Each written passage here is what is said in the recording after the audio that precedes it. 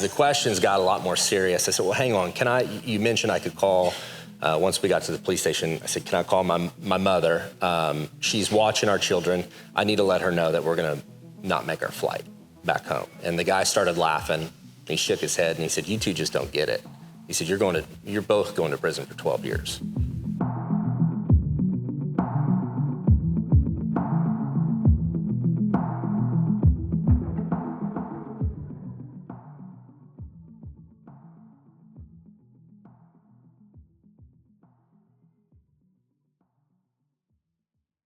I had no idea what they were. They looked scary and big, you know, and that's what these people are probably thinking too. They're like, what are these giant bullets, you know?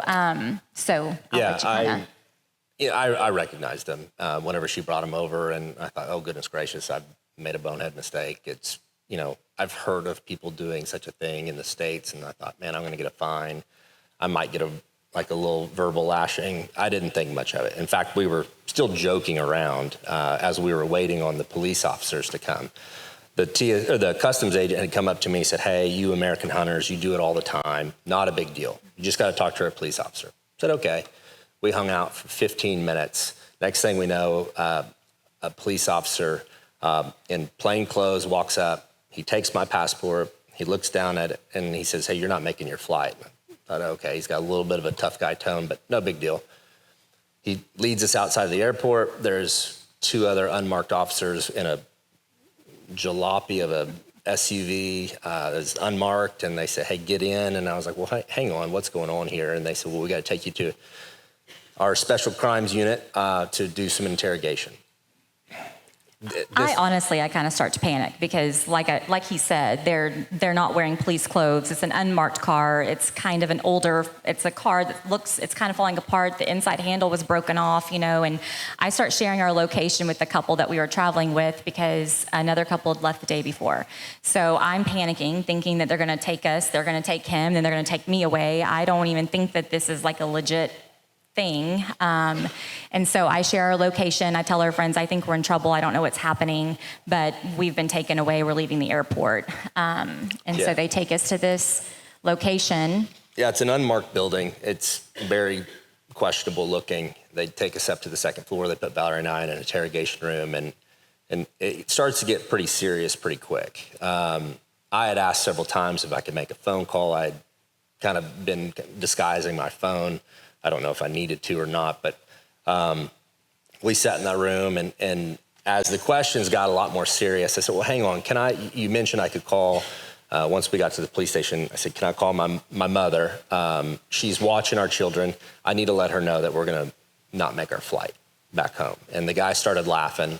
He shook his head and he said, you two just don't get it. He said, you're both going to prison for 12 years. And I was like, I thought, man, he's just trying to be tough, you know. And about this time, Valerie gasps and starts crying and says, but our babies. And I asked him again, I said, no, man, I need to call my mom. And he said, you don't get it. You're both going to jail for 12 years, or prison for 12 years. And he said, and that starts tonight. He said, you're both going to jail right now. At this point in time, I tried to be overly friendly and I'm in sales. I was trying to kind of talk my way out of it. I was honestly hoping at some point and kind of expecting that they were going to tell me I needed to pay them a cash bribe. And that's what I was honestly hoping for at the time. And I realized pretty quickly that's not going to be the case. Then Valerie kind of got control of herself for a moment and said, you know, neither one of us have ever been in trouble. Neither one of us have ever been in jail. She said, am I going to be cold? And as a husband, it set something off of me. And I said, nope. I said, I don't care what happens today here, but she's not going to jail. I said, so we need to figure something else out. There was quite a bit of back and forth. They left the room and they came back in and they said, okay, we'll make you a deal. If you can provide surety. And I was like, what's surety? They said, well, if you can find a local that will put up an asset, the equivalent of your bail, we'll let you guys go on a police bail tonight. We'll give you the weekend, but you're gonna come back on Monday. We're gonna interrogate you again and likely go back to jail. I said, we're tourists. How are we supposed to find a local that's well respected in your community to put up a asset, for people they don't know? They said our bail was $5,000 each. So we needed to find a local willing to put up something that was worth $10,000. And so we text our friends, like you said, they're kind of in and out. They don't confiscate anything. Like, we're still in the room with the duffel bag they bring everything to this interrogation room. So we have all of our belongings, our phones, everything. So every time they walk out, we're texting everybody, trying to call whoever we can. My principal has already called Senator Mullen's office at this point. We've already gotten in contact with the embassy. People are trying to get in touch with the embassy. And our friends had contacted our driver. We had hired a guy to drive us around the island because it was actually cheaper than renting a car. And we had befriended him. He was a really nice guy, and they called him, and he said that he was on his way and he was going to put up his vehicle for us. So if you go to the next slide, that's our driver. His name's Ruben. He put up his vehicle for us for the weekend. He came in, no questions asked. He was willing and able, and they accepted it. And that's the vehicle right behind him that he put up for us. They don't actually take it. He just basically had to bring the paperwork and show that it was that it was the equivalent of our bail. So he takes us to the hotel once we leave there. We had to leave, or we had to find a hotel before we left so that they knew where we were staying, so they knew that we weren't leaving. They confiscated our passports at that time. And he was just the most jolliest. He was like, well, just think of this as an extended vacation, try to enjoy the beach, this isn't, he loves the Lord. And he was just, this is just meant to be. You're just going to be here a little extra time. My cousin is the premier. I'm going to make a phone call, and just wants to help, very, very nice guy. Anything else you want to add to that? He did the unthinkable, right? He stepped up for a complete stranger and put his livelihood on the line for us. And, that was somebody that we didn't even want to include. Valerie and I, when we were planning this trip, we said, we don't want a driver. We'll just rent a car. We'll save the money. And our friends talked us into it. And so it was kind of one of our first signs of God's design in this is, man, He's put this person in our lives for a reason, right? He gave us the weekend. We didn't realize at the time how big that weekend would be for us and how much work we could get done. We got home, we checked into our hotel about 11 p.m. that night, and we got to work. We didn't hang up the phone. We didn't sleep. We didn't eat all weekend long. And so my mother came in on Sunday, and they joined in the fight. And we called. We both had to stay plugged in to the wall because our phone was just drained battery. But yeah, we all weekend long. It was phone calls. One cool thing I want to point out, because this is God, and nobody can say it's a coincidence because only God can make this happen. So within the first 24 hours of us getting arrested and checking into this hotel, Saturday we had retained our attorney. We met with the guy who was going to represent us, and then eventually just represent Ryan. And then we get back that night, and my dad calls me. My family's in Fort Worth, and so my dad calls me, and he said, "Valerie, you're never going to believe this, but I reached out to the family, just put out a prayer request, and your aunt called all of the boys, all my cousins. One of them happened to be in the firehouse. He was training to be a firefighter. Not his own firehouse, no, by the way. because he was just in training. Yeah. So he was just in a firehouse, North Fort Worth area, and got off the phone, was like, oh my goodness, my cousin and her husband have both been arrested in Turks and Caicos because they had ammunition in their bag. And his fire buddy, who's going through firefighter training with him, is like, no way, my good buddy Michael Grimm just got back to America from being in prison for this same exact thing in Turks and Caicos. I have chill bumps, like my hair's like standing on my arms.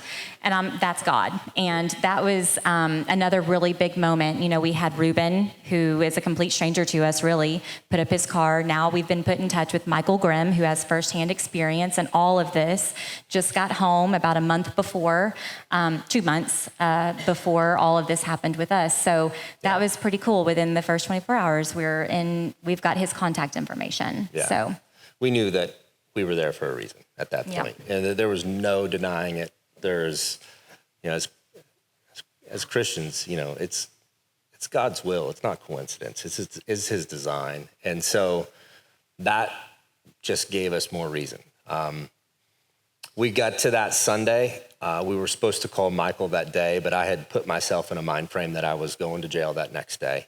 I was going to get Valerie home, and they were going to put me to prison. And so I needed to get my head right. And I didn't want to talk to Michael. I didn't want to hear his experience. I just wanted to go in and do it. And so that Monday rolls around. They take us to the police station, and we sit there for... We get there at 9:45, and we're there till 2:45. We were supposed to report at 10 a.m. for them to come get us to record our interviews because they wanted to record everything and have it all documented, and then they were going to charge us. Well, they don't pick us up till 2:45. They take us back to the original location, like their headquarters, basically, and they start with Ryan. They don't start till probably about 3 o'clock that afternoon. So right about 3 o'clock, they put me in the interrogation room.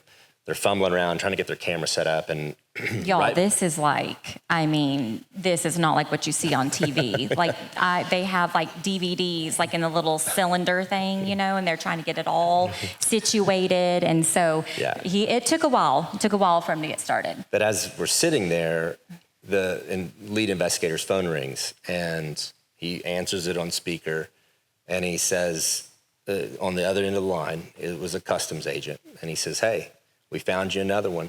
You want to come by and swing her up?" And he said, "What?" He said, "Yeah, young mid-20s girl with a carry-on with 2 live rounds in a carry-on bag. You want to come snag her?" And he popped up, and I looked at him in the eye, and I was like, "Did I just hear that right?" He ran out of the room, went into the lobby of that area where Valerie was sitting, and hollered at the other 2 officers to go report to the airport to pick up another person. I get done with my interview. I go out. I go in. Valerie goes in the interrogation room, and within a couple minutes, they come dragging a mid-20s girl in to the police headquarters there, bawling her eyes out. She passes by my mom, my stepfather. I see them carrying the evidence bag with her 2 rounds of ammunition in it, and I thought, oh my goodness, she is in this nightmare as well. I never heard her speak. I just saw her cry. The gentleman she was with kept saying that he was U.S. French, and alarm bells were going off like crazy at this point. And I'm like, okay, something else is going on here. The way that the customs agent, I mean, it sounded like they had just caught another big bass, and you know, it was a game. And so I was freaking out a little bit. They let Valerie out, and then they come out and they tell us, you know, we haven't made up our mind yet. We're going to need another week to make up our mind if we're going to put Valerie in jail as well. And at this point, that's kind of, you know, it's really hard to hear because for our kids, we just said that there was a storm going on. I'm not a very good liar, and I'm like, well, figuratively, there is a storm going on. Literally, there was not. But we needed to figure out some things, and we were hoping that at least one of us would be going home to them. So now we've got to figure out, you know, another whole week. So we've decided we're going to let, you know, our kids know we're having passport issues. We're trying to figure out our passport issues. You know, their grandma and grandpa had come down to help us figure that out, but we didn't want to say anything that was going to scare them at that point because we really didn't know what our future was looking like because they were still telling us 12 years and they didn't know if they were going to charge both of us or one of us. Yeah. So. You know, I was upset. You know, I was upset with God. You know, I wanted my wife to go home to our kids. I wanted my timing though, and I did not realize how perfect his timing would be. So they sent us home. And we worked a lot. Ruben had to come put up his car again for surety. We went home. immediately got on the phone with Michael Grimm.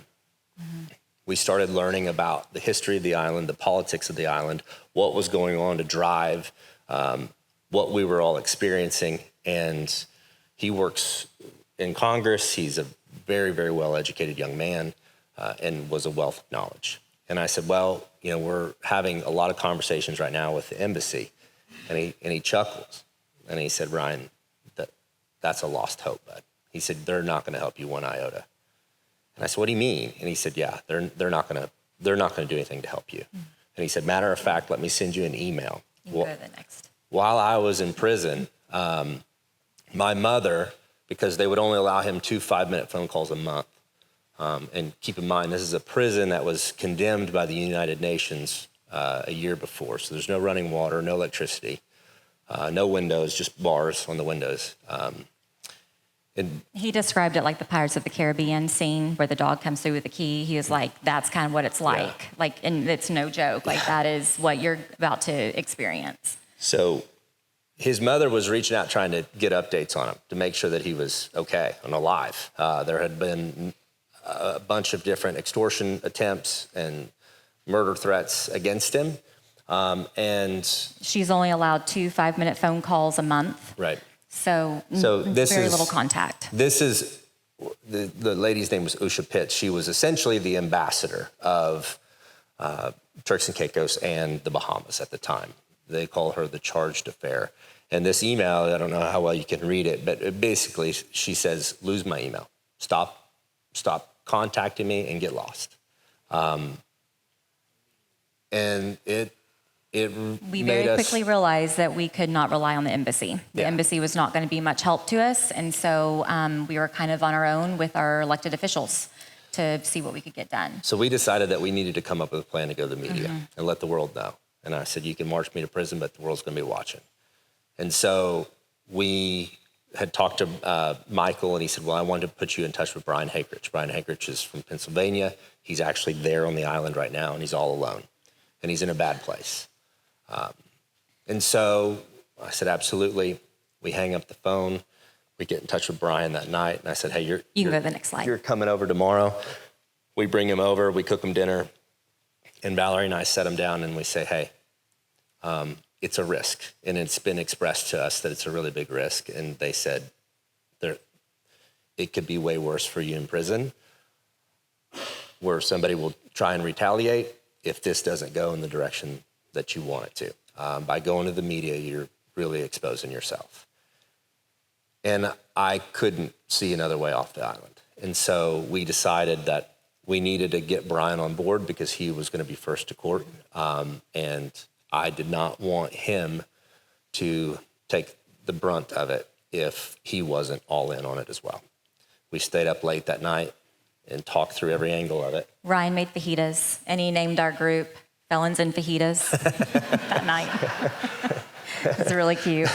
But we instantly became family. Yeah. And I think that bond that we created that night was unbreakable. And we were in it together, and we were going to fight until everybody was home. So we got on the phone. We called every person that we could think of, every person that had any type of reach whatsoever. We talked to politicians. We talked to our governors, our senators, and we put together some media. And we pre-recorded that media under a very strict order that they were to embargo all stories until Valerie was either off the island or in jail. We had a really good indication that we could get her home, and I did not want any of it getting out until she was on a plane. So Valerie and my mother both had basically an email prepared or a text message prepared to send to the media that we had pre-recorded interviews with. And they were the only two that could lift that embargo legally. Okay, we're gonna have to go faster. Yeah. So there's so much to this story. We'll go to the next one. So many layers. So in the midst of this, Tyler Winrick is now the fourth American arrested. We had no idea. Within a few weeks. Did not know about him until I was home, actually, Yeah. and he was out of jail. So this happens that Saturday. We have not gone back to the police station yet. I'm still on the island. We're still kind of working through all of these things. But meanwhile, in Grand Turk, where the prison is located, where all the cruise ships dock into, this guy, Tyler, he got arrested for the same thing. Right. So we'll go to the 22nd. This is Valerie's school praying for us, and just... Yeah, I had put together a list of prayer requests going into that day of whether or not we were both going to be charged or just one of us be charged, different things they could cover for us. So they basically transformed our conference room into like a worship and prayer room. They had worship music playing and people were going in there just writing notes. I have all the notes still. But it was definitely comforting knowing that we had tons of prayer going up that day. Go to You go to the next one. So this is the 22nd. Val and I had been praying a lot in a totally different way than her and I have ever prayed together before. And there was a number of scriptures that we were praying over, and we wrote those on my arm so that I could have those. And then that morning they came, they pulled Valerie back in the room first. She came out, wouldn't look at me. I didn't understand why. I went back, and they told me I was going to be arrested and charged again, and that they were going to immediately take me to jail. I couldn't look at my wife, couldn't tell her anything that I loved her, couldn't hug her, nothing. They said, we'll make it worse for you if you even attempt. Just look forward and walk out. And so I said, okay. They ushered me out. You can go to the next slide. And then Valerie was able to get her passport, get on a plane, and then she sent the messages out and lifted the embargo. Yeah, so those are just screenshots of my text messages to Chris Van Cleve at CBS. There's an NBC person that we had embargoed a bunch of stories with, our attorney telling us, yes, it's fine, because I wanted to make sure he knew all of these things were going on. And so that was the day that everything was lifted, and then me getting to come home to the kids. Yeah, I went into a pretty dark cell. There was no light. There was just a hole in the door with some bars that the light would come through. I could read my Bible whenever they would leave the hall light on for me. That whole week I'd been highlighting, because I travel with my Bible, and so, because it's smaller than his is, and so I was highlighting, dog earing, like making notes all in my Bible. I was doing the Bible recap, and that particular week, it was just so relevant to what we were going through, and everything felt like what we were reading was us, like what we were, it was, God was speaking directly to us, and it was incredible. And so I wanted to go through and date everything, this was this date, like this passage happened on this date, in the Bible recap, and just how relevant it was to our current life and what we were going through. So marked all those, and he had that with him. Yeah, but I read those, and I would pray when they would turn the light out on me. And I had no idea what was going on in the outside world. And I prayed that the Lord would allow our message to fall on the right ears, and that he would amplify our voice and just create an echo chamber. I had no idea. Until Wednesday. I finally get bail through the Supreme Court. I get to see my mom. She's walking with me down the stairs, and she whispers to me, things have blown up, and you got a lot of work to do. And so I said, okay, let's go to work. You can go to the next slide. 3 days after, so I'm arrested on Monday, Valerie lifts the embargo, and Thursday morning, I have an old contact that sent me this metric that said, hey, old friend, I thought you'd like to see this. God is amplifying your voice. Mm-hmm. So by Thursday morning, there had been 2.9 billion media impressions globally. And so, yeah. That can only be explained, again, through God. He was totally in control of this. He was opening doors left and right and made a certain path so easy for us to take. And so we just kept going that route, and we never thought we'd ever be on media or the news or anything like that. But he opened that door, and it took the turn that it needed to take. Yeah, you can go to the next slide.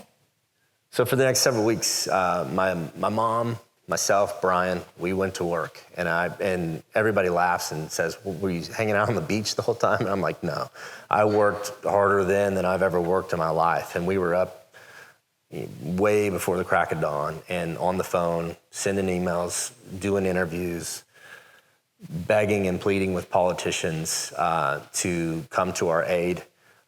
We started doing our homework. You can go to the next slide. And trying to understand the history of the island, what was going on. Little did we know, we had no idea, this island had lost its ability to govern it. So it was so corrupt that in 2009, the UK stepped in and disbanded their government, and they rioted, and we had no idea.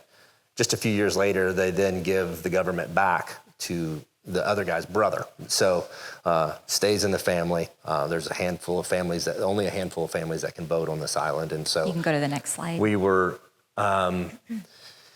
doing our homework. We were doing a lot of media, and then all of a sudden the bomb threats start. I don't know if y'all heard about these, but it was happening like crazy. They were shutting down airports, schools, Caribbean airports, not just Turks and Caicos, Bahamas, Bermuda, I think, got shut down. There was multiple, and every single bomb threat listed. If you do not release Ryan Watson, Brian Hagerich, Tyler Renwick, like all of them, then we're going to go to phase 2. And they started threatening, assassinations of certain people. It was very, very scary because we had nothing to do with it, but they're listing them in all of these threats. So it's hitting up their media. So we've got this now on top of everything, and the dynamic on the island completely. If there was anybody, and there were some people that were, helping and wanting to help, but the tone turned very hostile. If I wasn't already the least popular guy on this island at this time, I was for sure after this stuff started. And the media ran with it. They said that I was orchestrating it all. We released international press releases. They would never run it, condemning it, and they just blew right past it. You can go to the next slide. Then within a couple weeks later, Sharita is arrested. Sharita is now my sister. I love her to death. We heard of her arrest. We were following some trending stuff, and we actually heard it before she'd ever left the airport. Brian and I had made some contacts with some of the prison guards and some police officers on the island, and so we were messaging them, trying to find her, messaging the embassy, letting them know that another American had being arrested. Nothing, no response from the embassy, and so we knew it was our job to find her and help her. We found her the day after she had been arrested. I was in the midst of being public enemy number 1, and so I knew they wouldn't let me back. Brian and I took my mom up there, sent my mom into the lion's den, and she took some food in with her and was like, "Can I bring Sharita some food?" And they couldn't turn her away, so she took some food to her and came out. Ryan was like, "My mom came out, and I've never seen her so upset." Yeah. Mom had found Sharita handcuffed to a chair, and she stayed handcuffed to that chair for 3 days. Mm-hmm. They let the embassy know, and the embassy never came to do a wellness check, never came to check on her. She has blood clots. She's got a medical condition. And so, again, we were let down by the embassy and their willingness to really do anything. Yeah, we'll go to the next one. Yeah, you can go to the next slide. So we start getting a ton of support from our elected officials. They start leading the charge. They start rallying, getting DeSantis, getting Shapiro, getting all the congressmen from Pennsylvania, Virginia, Florida, everybody riled up. I'm talking to Senator Mullins and Senator Lankford, Governor Stitt on a daily basis, and they put together this codel. I have a friend in DC that was kind of giving us some inside information, and he said, "Ryan, I would have told you were crazy if they could have ever put a codel together in this short amount of time." He said, "I've been here for a dozen years and I've never seen a codel actually assembled." They put together this congressional delegation task force. They flew down. They forced to sit in with the government there, and it didn't go well. The premier is not a very straight-laced individual. In the meeting, he told Senator Mullins that he was going to sue the United States for manufacturing all the weapons that kept ending up in his country. Mullins pulls out a big case file and shows that where our Coast Guard and military has interceded, it was nearly 500 times in the last year and a half, all the boats coming in from Haiti, and where they were confiscating all the guns. And he said, this is actually where your problem is. Mm-hmm. And he said, if you want to sue me, this all goes away tomorrow. And so the media didn't cover. The UK had actually flown in one of their ministers of foreign affairs. He said, you might want to turn around and ask that gentleman right there if he's got it in his budget to send a ship down here and patrol your waters. He said, because you sue us and this will all go away tomorrow.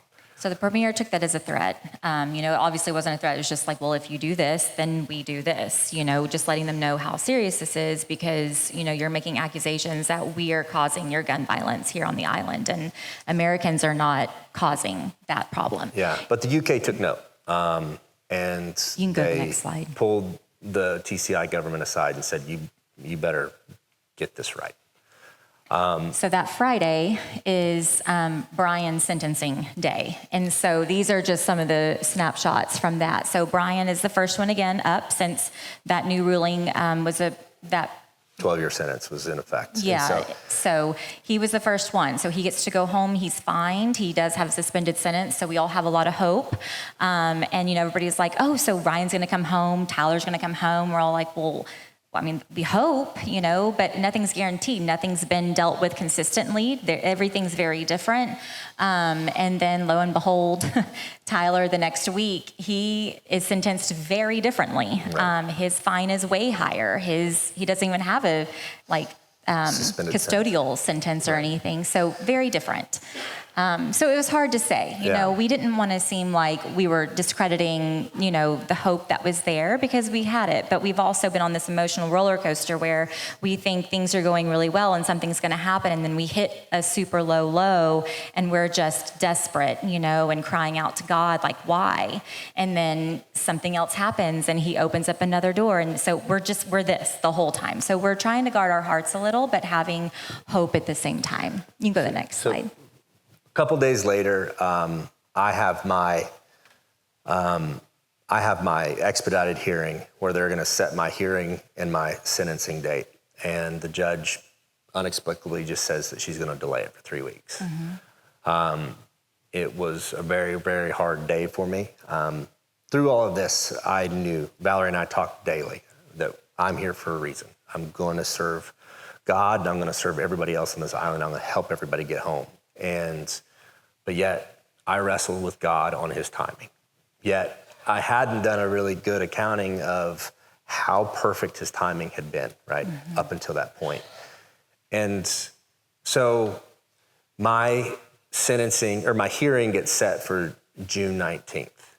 Well, on June 19th, they changed their law.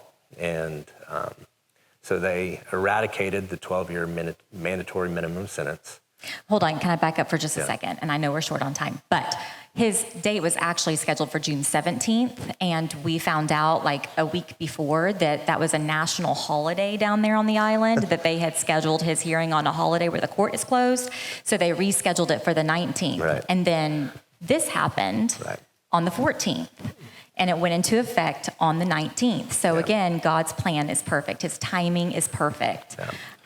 Even though we had some, we didn't know what was going to happen. We were crushed and disappointed, and then we see why. Yeah. So the lady on the right, she was actually a local. She had been arrested for similar charges, ammunition, and they had just kept postponing her trial.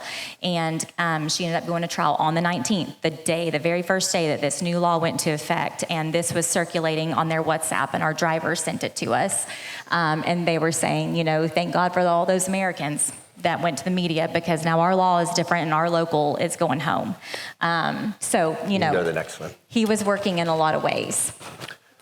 So in the midst of this, we had a lot of conversation with our kiddos, and they had a hard time wrapping their heads around it, as did we. And it was a hard thing to do, to explain to a 7 and a 9-year-old why this was happening. But we said, we know God has us here for a reason. And as a family, we're going to serve God and we're going to serve others. My son had just finished a comic book version of the Bible called the Action Bible on a hunting trip that he and I had just taken the weekend before I had left. And he was over the moon excited about this. And he wanted to buy his older cousin one and saved up his money to go buy his older cousin one. And my mom was set to take him to Hobby Lobby. And unfortunately, because she had to fly down to Turks and Caicos, was not able to. And so when we were talking to them about serving others through our suffering, we needed to serve others because that would be an even more impactful way to do so. He came up with the idea to collect those Action Bibles and send them to the kids of Turks and Caicos. And so we started smuggling them down in carry-on bags, 50 pounds at a time, and we started donating them to the church, and then we had given one to Ruben's son, our driver. He took it to his school, which is a Christian-based school, and the kids fell in love with it. So the pastor of this school had reached out to us and said, hey, is there any way you can come up with another 250? So, it's like, okay. So this was the day before my sentencing. We got to go to the school. We only had 25 on us at the time. We got to hand those to the kids of that school. And man, talk about filling your heart and making you a proud father. To see that come to life was just the coolest thing ever. Yeah, it really was. We didn't think we were going to get to hand them to the kids. We thought we were just dropping them off at the office. And then he was like, oh, I'll go get some kids. And then they ended up being fifth graders, and I teach fifth grade. And I was like, oh, this is amazing. This is so perfect. You can go to the next slide. So the June next 21st, day. I have my sentencing, and there was no easy resting in any of this because the prosecutor was still going for 12 years. He said that I had no exceptional circumstances, and he still wanted to see me to 12 years. So we really didn't know how the judge was going to rule. It was completely up to her. Glory to God. They gave me a fine and suspended my sentence. So I was allowed to get my passport and return home. And man, it is such a blessing. And, you know, it's funny because I was studying Acts this entire time, and I thought, man, if I serve that same God, it's the same God that set Peter free. It's the same God that set Paul and Silas free. It's the same God that delivered Joseph out of prison. It wasn't on Joseph's timing, but it was the same God that did all of that. And who am I to think that this judgment would have any type of comparison to the judgment that he'd already set me free from? So I was extremely blessed. We got to go home. You go to the next slide.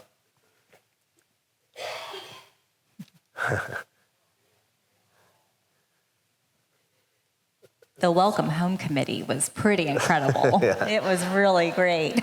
Yeah.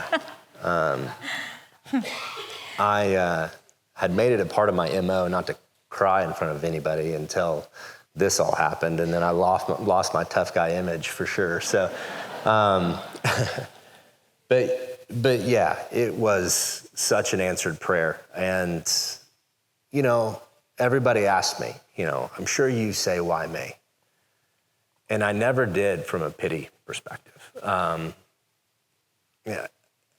The question why me came about whenever I would talk to God, but it wasn't because I was feeling sorry for myself. It was because I said, God, I feel like you're using me for something bigger than I am. And I feel like you need somebody more equipped. We go to church every Sunday, right? Our kids are just extremely involved. But yet there's a plethora of people out there that are way more well-versed in the Bible than I am. I can't quote scripture like somebody else. Why me? Like, why are you using me? Are you sure I'm equipped to do this and to send this message and to serve you in this way? And I saw a quote. I don't remember where it was, but while I was on the island, and it said, "The shovel cannot take credit for the hole that it was used to dig. It was only the conduit, right? It was the person digging the hole that can take credit for it, and that was God. I was just the conduit, and I was just there to be the conduit. Guys, I'm telling you, I was the guy that would get the world's worst anxiety about praying in public or, talking about God to others because I never felt equipped to do so. My testimony today is to say that no matter where you're at in faith, no matter how equipped you feel, God can and he's going to use you. Be open to it, right?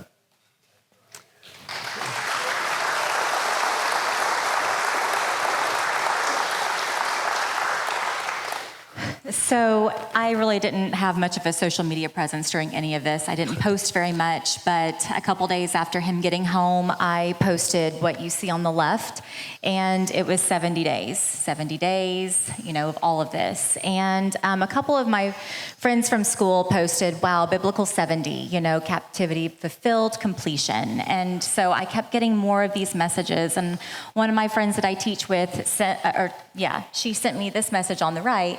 And, she just was telling me all these things about 70. And so if you don't know, it's pretty interesting. And, 7 is representing perfection, 10 represents completeness, and it symbolizes perfect spiritual order carried out with all power, and it represents a period of judgment. And I was like, wow, like God was orchestrating all of this, and we knew it. We saw him working through all of this in different ways. I like to describe it to a lot of people like a map with pins with strings all over it, all the connections that he made throughout all of this. But it was really incredible to see how he used us in that 70 days and how 70 is represented biblically. It was really, really humbling to be a part of that and to get to share how he's just changed our lives, changed our families' lives, and we get to share that with others. Absolutely. Yeah. You can go to the next slide. So Ryan's mom, she did a post to kind of like further the Bible thing, and we had heard that people were wanting to make donations and different things. And so we just thought we'd put this, if you want to be a part of it, we're about to ship a bunch of Bibles down there. So if you wanted to be a part of it, you could be a part somehow. Definitely no pressure. And it doesn't have to be anything. We've got it covered. But we also want to let people feel like they can be a part of this too, and share God's word and his love with others down there as well. So is there anything else, babe? That's it. We appreciate you guys. Thank you so much.